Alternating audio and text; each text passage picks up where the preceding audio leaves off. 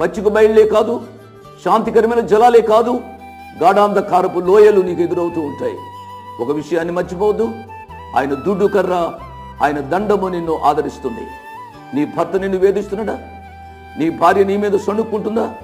నీ బిడ్డలు మాట వినటం లేదా? నీ జీవితంలో అప్పులు బాధలు ఎక్కువైపోయినాయా? సంతానం లేక కృంగిపోతున్నావా? ఈ విషయాలన్నింటిలో నీ ప్రభువు నిన్ను ఆదరిస్తాడు.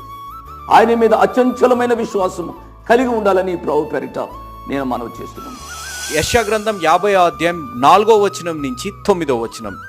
వాట్ డార్క్నెస్ టీచర్స్ అస్. చీకటి మనకి ఏం నేర్పిస్తుంది? ఎందుకు చీకటి అనేది మనం తెలుసుకున్నాం. ఈ చీకట్లో ఉన్నప్పుడు మనం ఏమి నేర్చుకుంటాం, ఏమి నేర్పింపబడతాము అనేది మనం గ్రహించాలి. ఇక్కడ కానీ మనం గమనిస్తే ఈ చీకటి మన జీవితాల్లో ఒక అనుభవాన్ని మనకి నేర్పిస్తుంది. ఏంటిది ఆ అనుభవం అనగా, చీకటిలో మనం ఉన్న శ్రమలని ఎలా ఎదుర్కోవాలి అనేది మనకి నేర్పింపబడతాయి అనేది మనం